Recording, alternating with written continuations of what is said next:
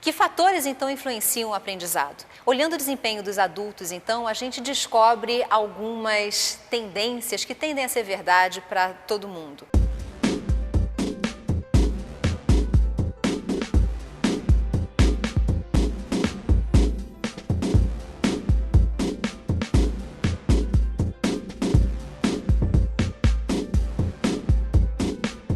Aqui a gente reconhece os 3 grandes fatores que contribuem para o aprendizado. O primeiro é a atenção e prática, é o ter tantas outras coisas a melhorar, ou seja, o número de horas no dia é limitado, então a gente não pode se dedicar igualmente a tudo. É preciso limitar o nosso tempo de prática a algumas poucas coisas e a gente acaba então se tornando especialista naquelas poucas coisas. O segundo fator que influencia o aprendizado é o método, é o que Thorndike se refere como não saber como fazer. Aprender um método novo, descobrir métodos de aprendizado, muitas vezes é o que faltava para fazer a diferença entre aprender e não aprender. E o terceiro fator é a motivação, é o fazer questão de melhorar, é o querer aprender, querer melhorar. A neurociência hoje ensina as bases cerebrais dessas 3 coisas, a prática, a atenção e a motivação, e como que elas contribuem de fato para o aprendizado.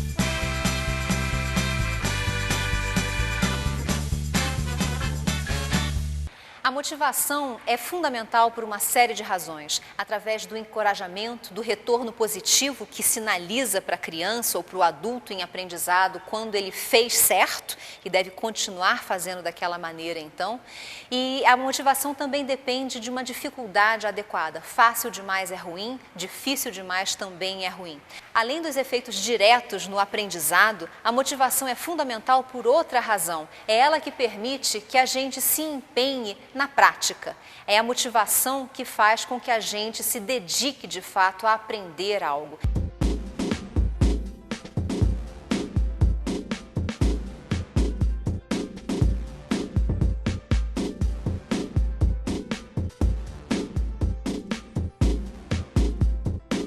E através dessa relação entre a motivação e a prática, tem início um círculo virtuoso muito favorável ao aprendizado, que é quanto mais prática você tem, mais você melhora e, portanto, mais motivação encontra para continuar aprendendo, e quanto mais motivação você tem, mais você consegue se dedicar, mais vontade você tem de continuar se dedicando ao aprendizado e, portanto, mais horas de prática você adquire e acumula. Então, mais prática leva a mais motivação, que leva a mais prática, que leva a mais motivação, e assim o cérebro tem o que ele precisa para aprender de fato, para passar por todas aquelas modificações que permitem o aprendizado.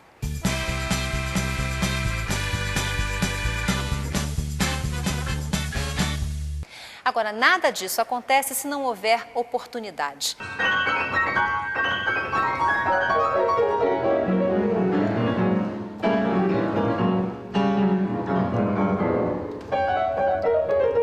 Ninguém se torna pianista sem nunca ter colocado o dedo no piano uma vez na vida.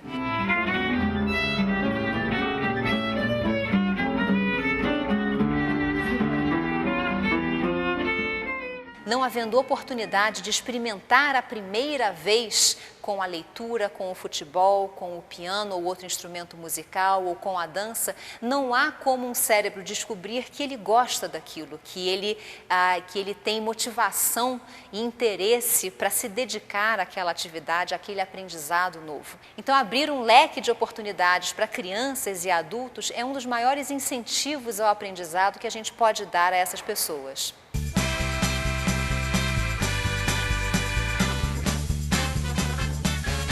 E aqui vem o papel do método. Não tem por que o mesmo método se aplicar igualmente bem a todas as pessoas. Por exemplo, existem vários métodos de fazer conta de cabeça, existem vários métodos de fazer multiplicação por 10. Cada pessoa pode encontrar o seu método, que funciona melhor para ela. Por exemplo, um método de multiplicação que funciona perfeitamente bem no papel não é adequado para fazer contas de cabeça.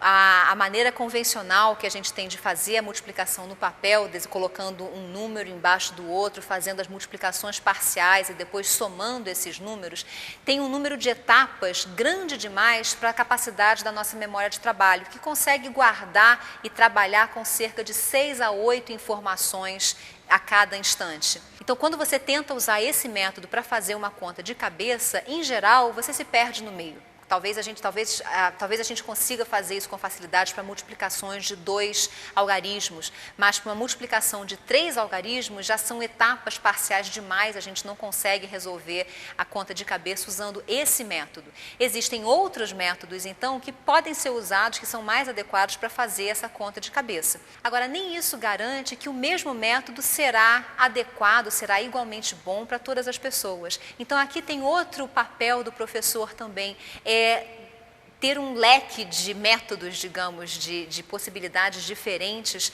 para oferecer aos seus alunos. E, sobretudo, reconhecer que quando um método específico não funciona para um aluno, isso não é o fim do mundo. Não quer dizer que aquele aluno jamais será capaz de resolver aquele problema. Talvez isso signifique apenas que aquele método não é adequado para aquele aluno. Mas se você encontrar um outro método, se você puder oferecer um outro método àquele aluno, talvez ele consiga justamente resolver, sim, o problema. É, por exemplo, o que se encontra na dislexia. O método de alfabetização que funciona muito bem para umas crianças não funciona para crianças disléxicas e vice-versa. Os métodos que funcionam para as crianças disléxicas talvez não sejam ideais para outras crianças. Então é fundamental reconhecer a importância do método e lembrar sempre que é possível que quando um método não funciona, talvez outro funcione sim para aquela pessoa.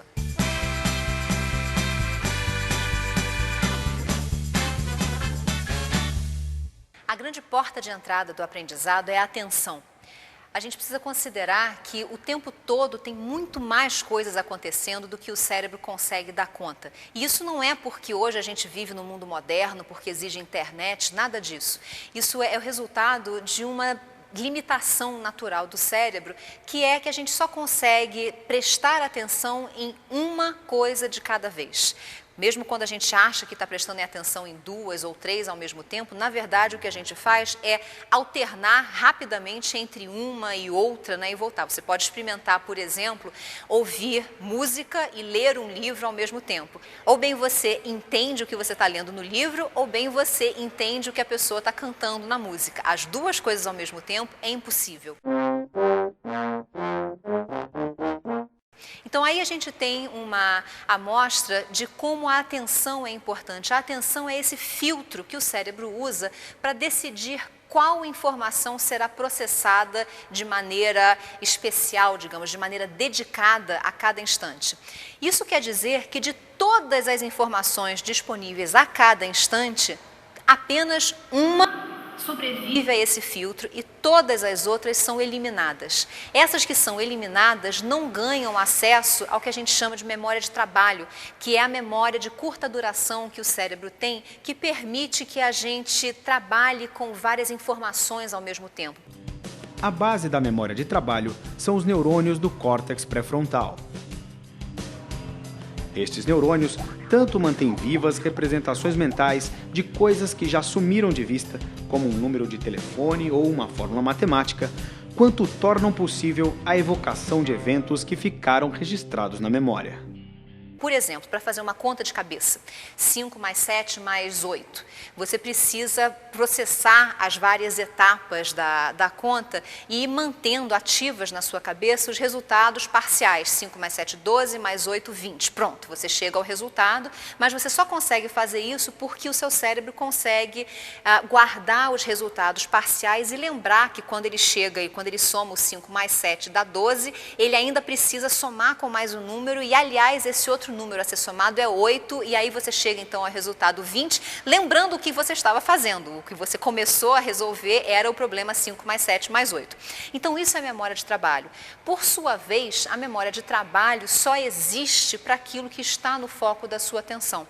Se você começa a resolver um problema e passa um carro fazendo barulho na sua rua e ele rouba a sua atenção, ou um barulho na televisão chama a sua atenção, ou alguém fala com você e chama a sua atenção, o que estava no foco da sua atenção sai dele e, portanto, sai também da sua memória de trabalho e, portanto, não consegue mais ser processado com essa dedicação, com essa exclusividade pelo cérebro. Então, a atenção é o grande filtro, é a porta de entrada que permite que a informação com que você está lidando no momento seja transferida para a memória de trabalho, seja processada na sua memória de trabalho, quer dizer, seja associada a outras informações, seja relacionada a outras coisas que você está aprendendo e dali, então, ganhe acesso a outros sistemas de memória mais duradouros. Se você não presta atenção no que você está fazendo, essa informação não terá acesso à sua memória de trabalho e, portanto, também não terá acesso a outros sistemas mais duradouros de memória. Resultado, ou você presta atenção no que você está fazendo, ou o seu cérebro não guarda nenhum registro daquilo e, portanto, não aprende aquela informação nova.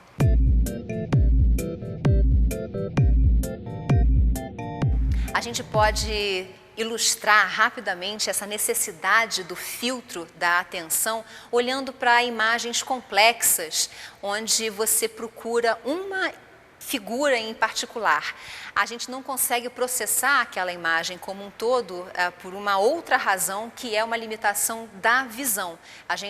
Embora a gente ache que a visão é um sentido maravilhoso, que a gente vê e enxerga tudo em perfeitos detalhes, a visão só funciona realmente bem como a gente acha que ela funciona numa região muito pequena do campo visual que corresponde a isso aqui mais ou menos, ou seja, aquela área para a qual você olha diretamente, o que cai no centro da sua retina. Só essa parte do campo visual é que tem realmente o processamento detalhado.